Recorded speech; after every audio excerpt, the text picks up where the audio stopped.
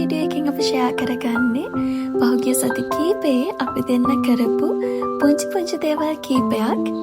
එහෙනම් වීඩියෝ එක ඉවර වෙනකම් බලන්න කියලා ගොඩක් ආදරෙන් මතක් කරනවා. අපි අන්තිම වීඩියෝ එකේදී කිව්වා මගේ පාර්ට්නර් මීල් ප්‍රෙප් කරනවා අරගෙන එන්නම් කියලා. ඔන්න ඒ වුණත් මේ වීඩියෝ එකේ තියෙන්නේ එයා ග්‍රොසරි shopping ගියපු දවසක ගත්ත ක්ලිප්ස් කීපයක්.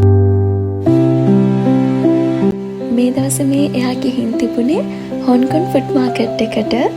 ඉතින් නමින්ම තේරෙනවනේ ඒක ඒෂියන් ස්ටෝර් එකක්. ඉතින් බලන්නකෝ මේ ෆුඩ් මාකට් එකේ මොනවද තියෙන්නේ කියලා. ඉතින් මේ ෆුඩ් ස්ටෝර් එක ඒෂියන් ස්ටෝර් එකක් නිසා ලංකාවේ එළවලු පළතුරු ගොඩක් වෙලාවට මෙතනින් හොයාගන්න පුළුවන්.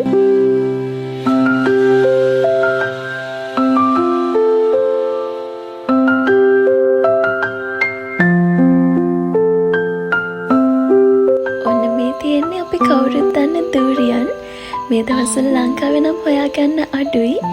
ඉතින් මේ එක ගෙඩියක් ලංකාවේ මුදල් රුපියල් 3900ක් වෙනවා.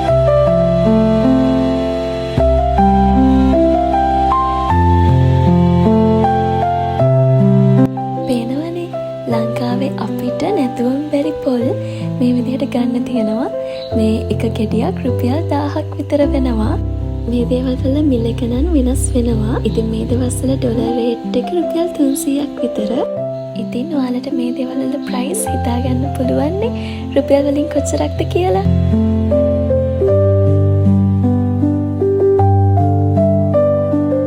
ලංකාවේ අපිට හරිම ලේසියෙන් හොයාගන්න පුළුවන් මේ වගේ දේවලුත් එයාලා වගේ පිට රටවල ඉන්න අයට මේ විදිහට තමයි හොයාගන්න වෙන්නේ.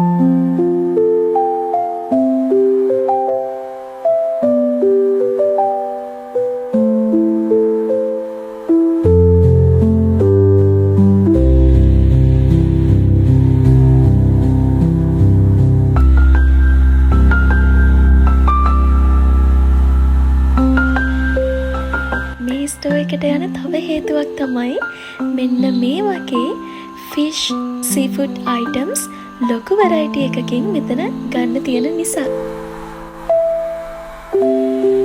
ඔයා සීෆුඩ් ලවර් කෙනෙක් නම් කමෙන්ට් කරන්නත් අමතක කරන්න එපා.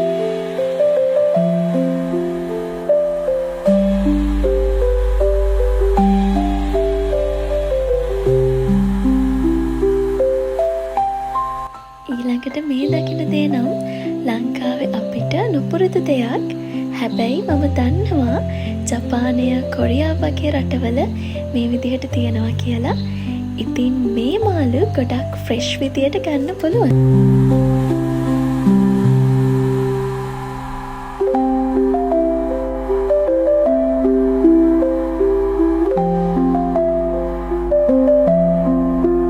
ඉතින් ඒ වගේම තමයි ඔයා අපේ channel එකට අලුත් කෙනෙක් නම් ගොඩක් ආදරෙන් පිළිගන්නවා. අපි දෙන්න long distance relationship එකක ඉන්න couple එකක්. රටවල් දෙකක ඉන්න අපේ මේ journey එක තමයි ඔයාලත් එක්ක මේ විදිහට share කරගන්නේ.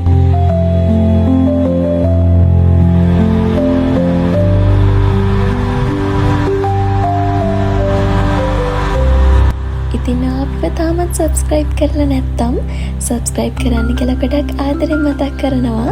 ඒ වගේම අපේ channel එක හොඳයි කියලා හිතනවා නම් like කරලා වගේ යාළුවෙක් එක්ක share කරන්න අමතක කරන්න එපා. ඉතින් මේ තියෙන්නේ මම අනිවාර්යයෙන්ම කරන දෙයක්.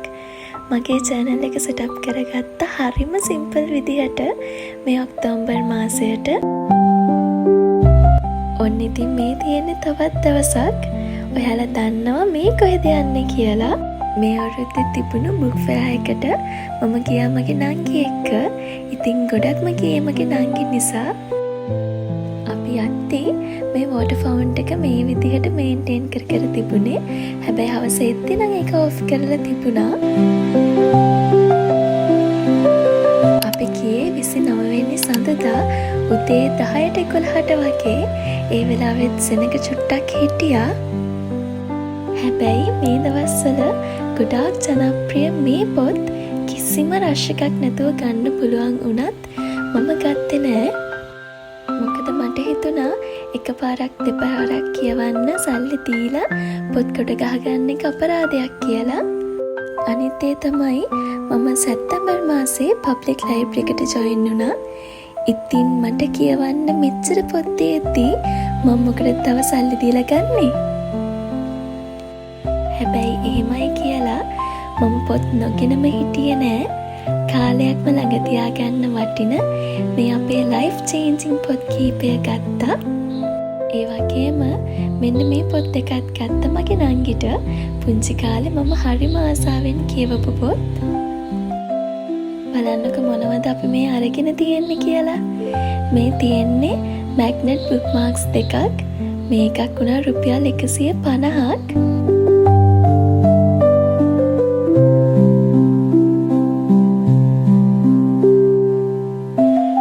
ඉතින් එදා මම ගණන් වැඩි නිසා ගත්තේ නැති එක පොතක් තිබුණා මට ගන්න ඕනුන.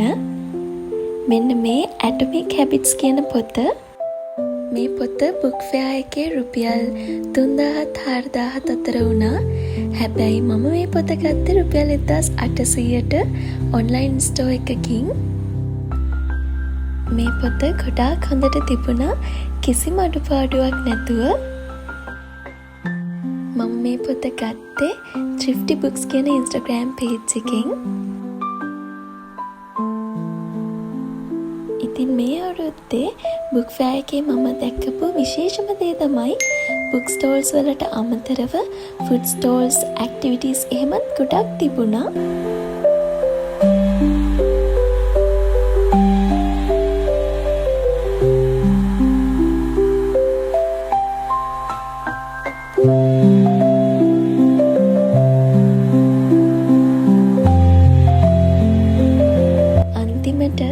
මෙන්න මේ ප්ලේස් එකට ආවා කලබලකාරී ගතියෙන් මිදලා චුට්ටක් නිදහසේ ඉඳලා යන්න. ඉතින් ඒ වෙලාවේදීත් මට මතක් වුණේ මගේ පාර්ට්නර්ව.